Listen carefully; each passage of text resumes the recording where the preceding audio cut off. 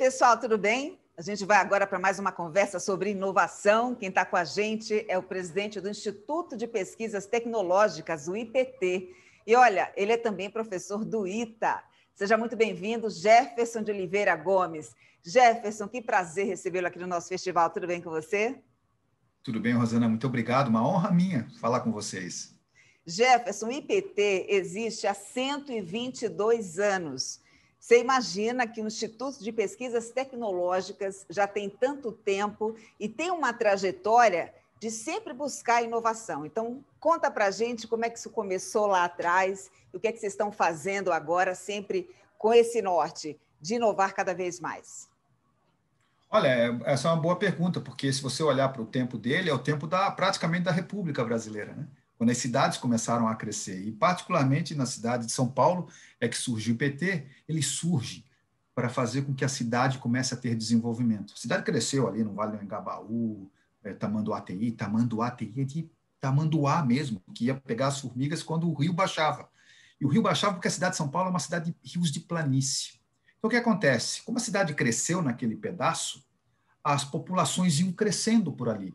O rio enchia as casas, o rio descia, sobrava um monte de sujeira. Então, o IPT começou a trabalhar inicialmente para um desejo de população, saneamento básico, e também para auxiliar as construções, o que o pessoal na construção civil chama de obras de arte, viadutos, estradas, e assim vai, aquelas coisas grandes que você está acostumado nas grandes cidades. Só que o tempo foi passando.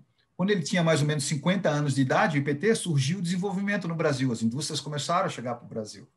E daí ele começou a ser especializado em metais, aço, alumínio, ferro fundido. Ele já usava isso para construção, mas começou a trabalhar também para isso. Percebe que também é mais um motivo de população. A população está crescendo, desenvolvimento crescendo, o IPT surge ali naquele pedaço. O tempo foi passando, o carro a álcool passou, o desenvolvimento de aviões passou.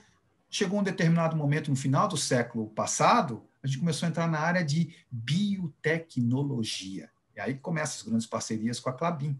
Biotecnologia fundamentalmente para desenvolvimento no campo, para que as produções pudessem ficar maiores, produções de pinos, produção de agricultura em geral. E daí, consequentemente, o IPT se tornou forte nessa área de genética.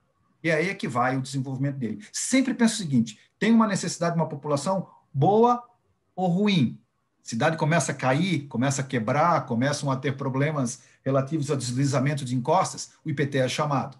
Precisa replanejar, precisa de novos materiais, precisa de biotecnologia. Está lá o IPT participando. Está no dia a dia de vocês. Vocês é que não conseguem ver todos os dias, mas o IPT está sempre ali em alguma coisa. Para fazer esse lindo trabalho de construção de uma sociedade, você precisa de talentos. Você é professor do ITA. Quando eu anunciei aqui para a nossa audiência, professor do ITA, eu logo pensei, uau, ele convive diariamente com os feras. Aqui no Brasil, a gente tem gente capacitada para lidar com esse ambiente tecnológico? Com certeza a gente tem, porque, assim, falando de uma maneira matemática, tá? Mas você lembra aquela curva que fazia assim, né? A gente chama de curva de Gauss, né? A média, como a gente tem muita gente no Brasil, a nossa média é grande, tem bastante gente boa. E a parte pequena também, de poucas pessoas com muito intelecto, também é grande, porque o Brasil é populoso, e a gente encontra em qualquer lugar do Brasil grandes talentos. A diferença é que você tem que incentivar talentos a serem desenvolvidos, né?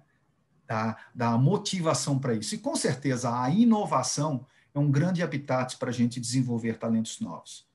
Você acha que aqui no Brasil existe, de fato, esse interesse, existe essa preocupação em investir em ciência e tecnologia para que a gente tenha um ambiente inovador cada vez mais eficiente? Diferentemente de outros países, como, por exemplo, Estados Unidos, China, Israel, a gente não vê, por exemplo, um aporte gigantesco como eles fazem em ciência e tecnologia. O que é engraçado é que talvez seja uma questão de modelo mental, sabe? Você sabe que se você for pegar percentual de PIB, Produto Interno Bruto, né? E você verificar o quanto que o país investe há anos, não agora, há anos, em ciência, tecnologia e inovação, principalmente ciência e tecnologia, você vai achar basicamente os mesmos percentuais. Acontece que os Estados Unidos têm muito mais dinheiro, a China tem muito mais dinheiro, o percentual é o mesmo. O que é diferente é o percentual da empresa. E por que o percentual das empresas é baixo?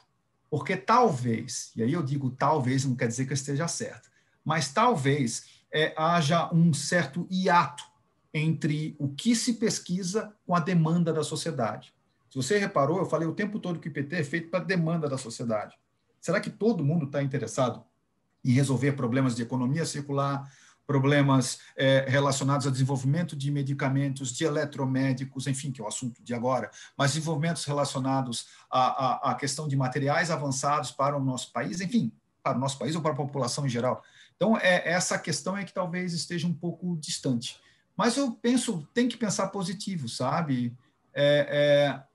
A grande graça é que eu aprendi, sabe o quê? Que para você desenvolver inovação, é uma equaçãozinha bem simples. A equação é simples, simples para você tentar entender. Ela é composta por invenção mais mercado. Mercado é gente. Gente está precisando, então você tem mercado. Você está precisando. Uma coisa que o Brasil mais tem é gente precisando de alguma coisa.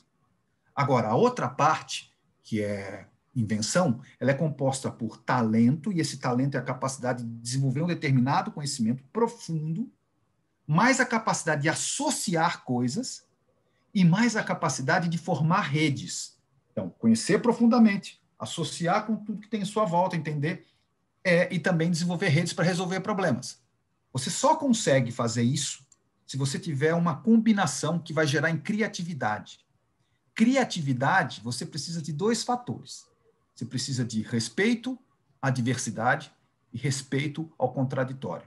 No momento que a gente tem contraditório forte, diversidade fantástica, conhecimento aplicado, entendimento de mercado, associativismo e formação de redes, a gente consegue. Só que a gente não pode perder nenhum desses, entendeu? A gente consegue bons lugares. Quando a gente aplica isso no Brasil direitinho, você vê vários lugares que eles conseguem fazer isso. Então, não é um problema de país, é um problema de modelo mental de uma determinada região. Muito bem. E de que maneira o IPT alinha suas pesquisas às demandas da sociedade, como você cita agora há pouco? Pois é. Essa pergunta é uma pergunta ótima, porque geralmente a gente tem por hábito achar que um pesquisador, ele, como tem grande conhecimento a respeito de um determinado tema, ele já sabe tudo que a sociedade precisa. E não é verdade. Não é verdade. Um pesquisador, ele vai conseguir desenvolver um bom trabalho se ele for impulsionado por um desejo de população. Vamos dar um caso prático aqui. O SUS brasileiro. O SUS brasileiro é de 87 a 88, é uma coisa fenomenal. Foi um projeto que foi feito para que as pessoas pudessem... Imagina você tem um problema no tornozelo e está em Vitória. Aí você vai no médico, o cara fala, está com problema no tornozelo. Aí você volta para tua casa em Belo Horizonte. Chega lá em Belo Horizonte, você tem uma ânsia de vômito. Aí você vai no médico, o cara fala, está com rotavírus.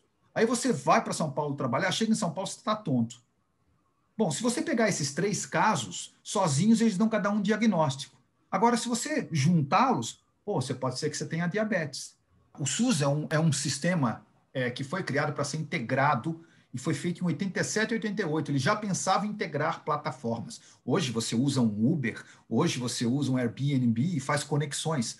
O SUS já pensava isso na sua essência, na construção, para fazer integração entre distintos médicos, protocolos de pacientes. Era uma coisa muito interessante quando foi criada.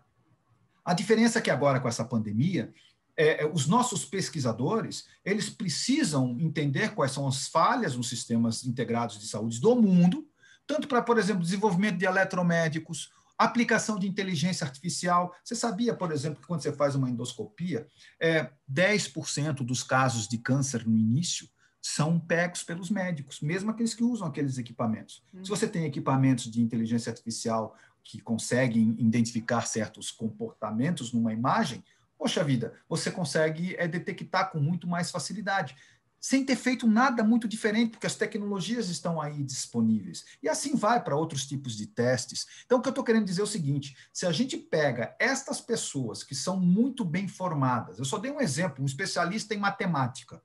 Como é que você consegue trazer o especialista em matemática para uma demanda de população? Está aí, é colocado uma demanda, preciso que você entenda mais sobre sinais. E ele vai aplicar isso porque ele foi demandado por um problema de sociedade e não demandado simplesmente por um problema tecnológico.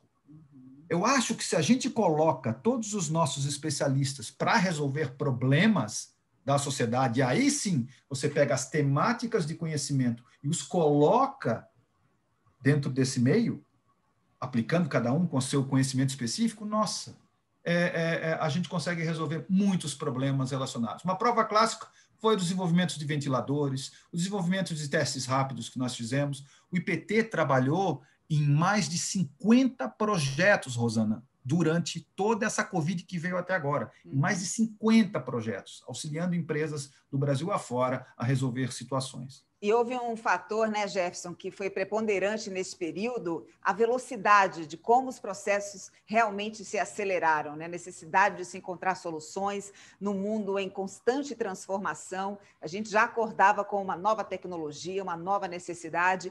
Esse ambiente, quando ele está em ebulição, ele é mais favorável à inovação? Com certeza, porque inovação ela é motivada por uma demanda de sociedade. E não o contrário, você não empurra uma tecnologia. As tecnologias existentes nos smartphones não são novas, elas foram empurradas. Né? Elas não foram empurradas, elas foram demandadas. Né? As tecnologias existentes para desenvolvimento de materiais, agora, por exemplo, dá um caso prático. Tem uma superfície, que é a base de um material chamado cobre, que ele, por si só, ele mata bactérias. Mata micróbios. Ora, a indústria nunca foi demandada para isso. Lá no IPT começou a entrar uma empresa de pesquisa em placas de cobre para colocar em hospitais. Parece uma coisa tão simples, né? Mas esse tipo de demanda é o que caracteriza a inovação como um todo. Tem que ter o mercado, tem que ter essa aplicação específica. Senão é invenção. Senão é invenção como um todo. Eu posso deduzir, então, do seu raciocínio que, a partir de agora, né, o pós-pandemia, a gente vai ver um sistema de saúde mais eficiente, não só no Brasil, como no mundo todo? Você vai ver uma explosão disso. Não é simplesmente um sistema mais eficaz. Sabe por quê? Por um simples fator, o ser humano não... Me desculpa, mas eu não acredito nessa bondade humana. Nós temos 3 pilares, né, da sustentabilidade. O social, o ambiental e o econômico. Bom, o que a gente percebeu? Deu um problema no social fortíssimo, com problemas de saúde. Quem foi impactado? O econômico. A gente tem um problema sério que está acontecendo no mundo. E no Brasil, porque tem mais abundância, é mais sensível. Que é a questão ambiental. Vai impactar o quê? A economia. Então, quando esses 2 fatores eles impactam, eles geram resultados positivos lá para frente. É a natureza do ser humano. Você sabia que o carro, o automóvel, esse que você conhece, ele já tinha surgido há 30 anos. Sim. Só que nas cidades grandes, como Londres, Nova York, que tinha 2 milhões de habitantes, você tinha aproximadamente 400 mil cavalos. Cada cavalo, em bom estado, produz 17 quilos de estrume por dia. 400 mil cavalos, 17 mil quilos de estrume. O ser humano luta sempre contra 3 fatores. Ele precisa ter comida, ele precisa estar evitar pestes, e ele precisa guardar as coisas, por isso que ele guerreia tanto, daí morre muita gente nas guerras. Bom, isso é desde a Revolução Agrícola que acontece. Bom, peste é um assunto seríssimo, olha o que está acontecendo com a gente agora. Bom, essas pestes apareceram nessas grandes cidades. O automóvel veio para resolver um problema de saúde pública. A fumaça vem depois como problema. Um automóvel de 1,5 toneladas produz, ao longo da sua carreira de carro, ele produz aproximadamente 400 toneladas de sujeira. Para ser fabricado, ele produz 40 toneladas a 50 toneladas. Então, um carrinho de 1,5 toneladas produz 450 toneladas de sujeira ao longo da vida. Resultado, tem 100 milhões de automóveis fabricados por ano. Este modelo de automóvel vai mudar. Não é porque a gente acha que é melhor o elétrico ou não. É porque vai vir um problema de saúde pública.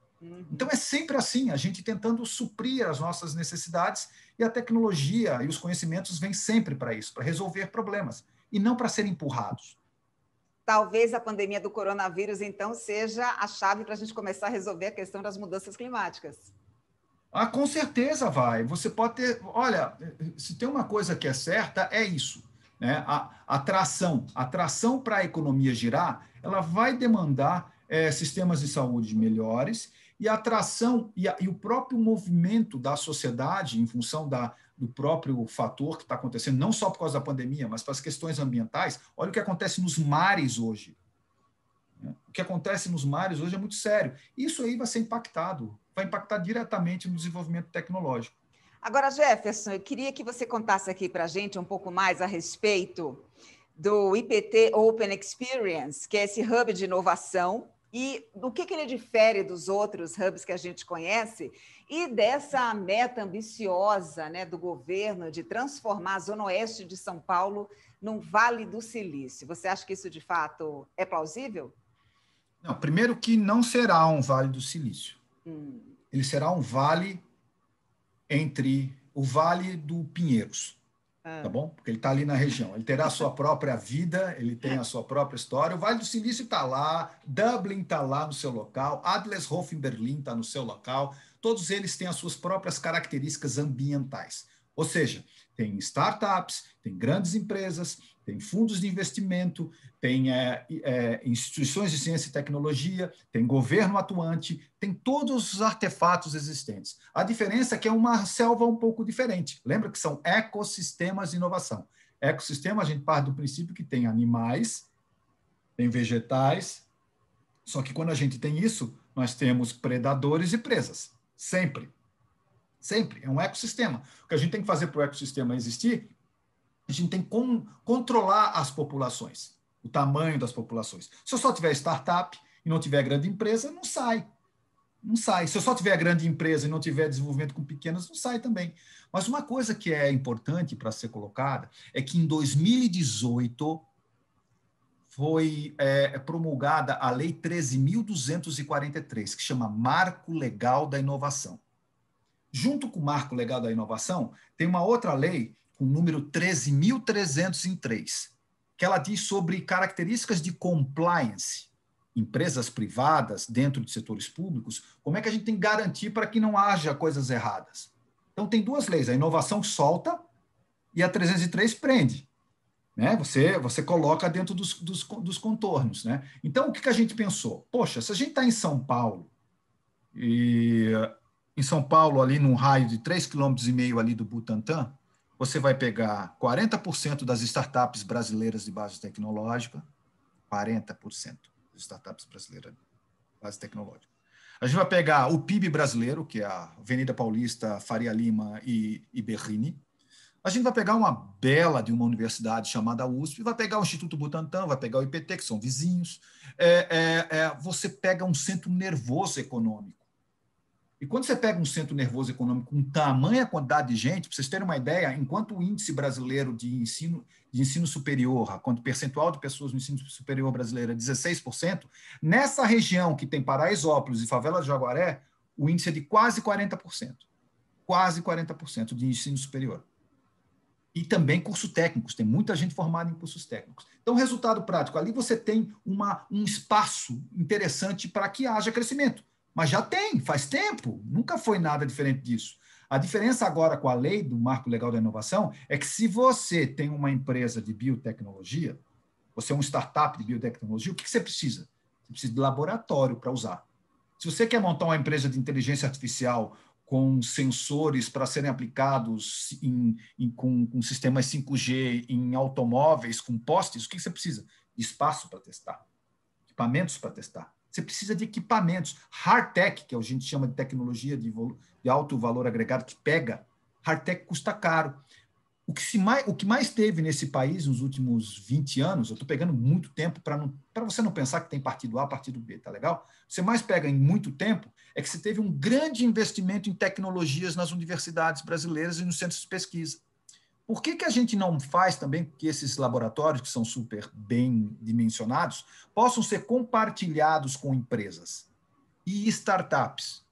E daí, será que se eu tenho uma startup, uma empresa grande como a Klabin, ela pode querer aportar capital nessa empresa para utilizar o laboratório do IPT? E o IPT também pode ser sócio junto com a Klabin dentro dessa startup? Quando essa empresa for vendida, você pode gerar riqueza para o país? Essa que é a lógica. Então, o que foi pedido para mim foi o seguinte, Jefferson, faça as empresas gerarem ebulição para que levante capital da região, e não para o IPT simplesmente, mas o capital para a região. E daí a gente tem PIB, porque a gente tem plantas piloto para a construção de coisas. Muito bem, Jefferson, adoraria conversar mais tempo aqui com você, você que trouxe tantas visões inovadoras, tantas ideias incríveis para a gente. Muito obrigada pela sua participação aqui no nosso festival. Boa sorte aí no seu trabalho e eu te encontro numa próxima oportunidade. Tá, mas venham visitar o IPT Open. Quando vocês estiverem passando em São Paulo, desceu no voo, passa ali no Butantã, vocês vão ver as coisas bacanas que estão acontecendo ali naquela região. Muito bem, o convite está feito. Um beijo, até a próxima. Tchau, tchau. Tudo de bom, valeu. E você aí continua ligado aqui no Festival Inova Clabin, em casa. Daqui a pouco tem muito mais, eu vou te esperar. Até já.